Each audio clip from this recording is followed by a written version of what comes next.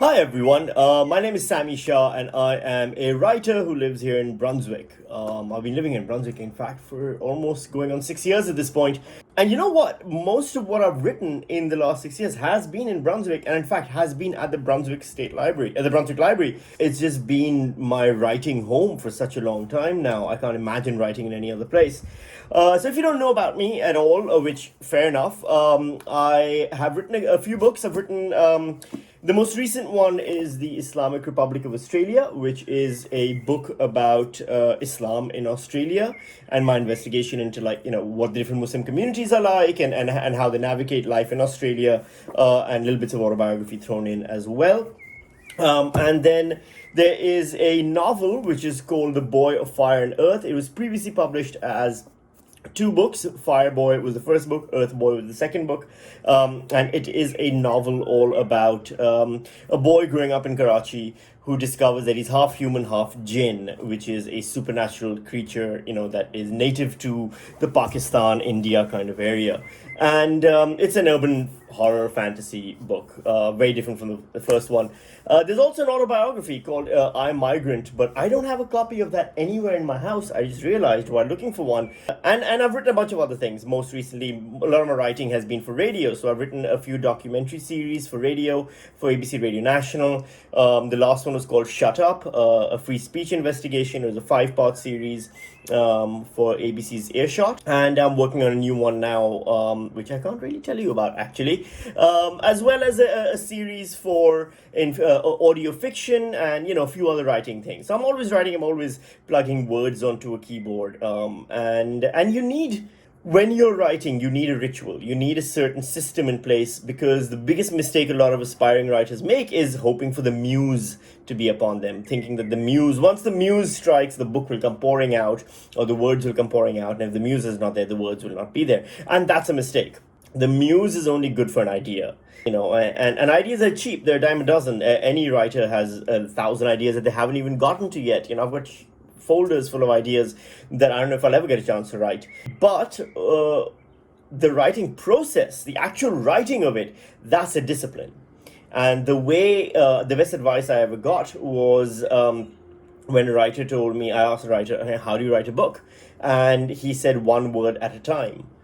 And I thought at the time that he was being flippant, that he was being dismissive, but I realized once I started writing that is the truth. You write one word at a time. You write a book by writing a book. It's like you build a wall by laying bricks in the wall. As the same thing. So I have a writing routine where every day I'll sit down and write 500 words. And I'll be diligent about that and dutiful about that. And the good words or the bad words, it doesn't matter. I'll hit my 500 quota for the day. That's the first draft. When that first draft is a finished work, then I can go back and make them good words. I can edit them. I can neaten them up. I can remove things. I can move things around. All of that. That's the second draft and the third draft. But the first draft is always word after word, 500 words a day. And what better place to write 500 words a day than Brunswick? Before lockdown started, my favorite haunts used to be, I used to either go to the Brunswick Library, put my headphones on, and just sit down in the corner and write. But sometimes that place would get so noisy, especially when the kids are there and all the parents are doing, and it's a beautiful thing watching the parents and the kids singing, but it affects the writing flow. So I would head over to Sparta Lane, and sit outside the Brunswick wine shop and get a glass of something like a Pinot Gris. And there used to be a cheese shop next to it, which is gone now, but get a platter of nice cheeses, and just that was and sit there having wine in the sun, eating cheese and writing. And what better writing environment could you ask for than something so beautiful as that? During lockdown, obviously I was confined to my home, and like many people, I actually found productivity diminished a great deal. I stopped writing as much, and it was a mental health thing. When you're just locked in day out, that kind of the routine of writing just falls into the routine of everything else, because life became so routine.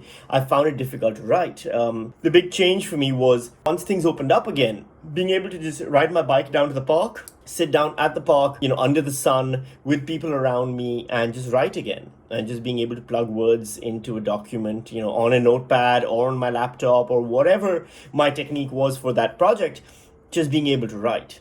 And that's my biggest advice, I think, as a published writer, as a working writer, is I don't believe in writer's block. I don't believe in the muse. I don't believe in those things because those things don't pay my bills. What pays my bills is writing, is word after word. And if you want to be a writer, you have to write. It's literally that simple. It's an astonishing thing that so few people realize. They always go, how do you become a writer? You write. You write word after word, sentence after sentence, paragraph after paragraph. Before you know, you've got a chapter. Before you know, you've got 10 chapters. Before you know, you've got 80,000 words. You've got a novel ready, or 60,000 words in a non-fiction book. And that's all it takes. And that's the hardest thing. I'm right now, halfway through a book that I've been working on for the last ages, in fact. And I'm, 500 words a day, and it's been, it's around at 40,000 words at this point. But it's a struggle because I don't know where the book is going. I don't know if the book wants to go where I want it to go. It's becoming its own thing, and it's a battle to kind of get it to do what it needs to do. But you just have to accept that as long as you keep writing, at least you'll finish the book one day. If you don't finish the book, you're never going to have a book. And you know why you want a book? You know why you want to be a writer? Because one day, when you become a writer and you have a book that's published, you will go down to your local library, like Brunswick Library, and you'll walk in. And because they are lovely people who work at the library, they will put your book on a shelf as local author or recommended book. And the sense of pride that you feel in that moment, when you see your book on a shelf with other published books, when you see great authors and your name is next to them, not because you're great, but because it's alphabetically arranged that way, but it doesn't matter. Your name is next to theirs. It feels like the greatest validation of all the hard work, all the suffering, all the struggles that you put into writing, into the writing process. It really is utterly and completely worth it just for that alone. I think other tips about writing, I would say the most important book you can read before you start writing is Stephen King's On Writing. I've actually recommended it to so many people. I know a lot of people who actually borrowed it from the Brunswick Library to read it before they started their writing journey.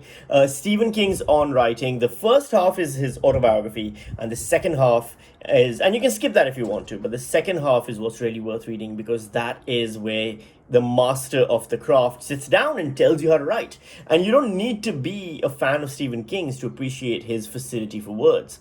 So it really is a worthwhile book if you want to read that. And then once you're done reading that, and once you have worked your way through that novel, worked your way through that autobiography, worked your way through that non-fiction book, or whatever it is you have committed to writing, then you go online and you do a Google search for Rick Moody's Guide to Editing. Rick Moody is an author as well. He's a New York-based author, I believe. And he has a fantastic editing guide that is just full of bits of wisdom that you would not anticipate. Little things like drop the first paragraph of every chapter and the last paragraph of every chapter. Drop your preface, your prologue. It never adds anything. Little things like that. And just how to excise words and get the most out of the language. It's such a valuable tool. I think those two have been my secret kind of weapons all along in my writing journey. And it's a weird thing because, it's been a few years now since I've published a book. I've been so caught up in writing other things like documentary works and things like that, which are still writing. There's still words that I have to do. And, the most recent documentary series I finished writing was around 50,000 words, which is 90% of a non-fiction book, but it never will be in book form because it's a script. But the rules stay the same. The methodology stays the same, the rules stay the same, the guides stay the same, the value of it all stays the same. And the most important thing I can say is find a writing space. There's a really great line in Stephen King's autobiography where he says art is a life support system, or it's something, basically, I can't remember the exact wording now, but it's the idea being, don't focus your life around the creation of art, focus the art around the creation of life. And that's really important. I used to believe that a writer should have a writer's study and they should be sitting in that study and just typing away on their glorious typewriter, and that's how greatness is achieved. No, writing happens where it needs to happen and wherever it can happen. I've written sitting on a couch at night after putting my daughter to bed with my laptop on my knees. I have written in bed next to her, while she's fast asleep, running a fever or something, and she's resting. I'll take out my laptop and I'll type away a few words. I have written in the park. I've written at a wine shop. I've written in the library. I've written wherever I can write. So I think that's an important thing. Find the right space that works for you and then write there. And the more you write, the more books there are for me to read, the more books there are for the library to have, and that makes it really, really a wonderful place, because the more books there are in the world, the better the world is for it. I hope you found this instructive. I know a lot of it can just be me blathering on and on. And also, I know a lot of you are going, why are we listening to this idiot? He hasn't written anything good. And that's perfectly fine. I've read my Goodreads reviews. Some of them are not great. But, I do make a living with writing, and that's a skill set I never thought I'd have. And I'm grateful for the chance to do that. And I hope you can also do that if that's something you aspire towards. Thanks, everyone. Bye.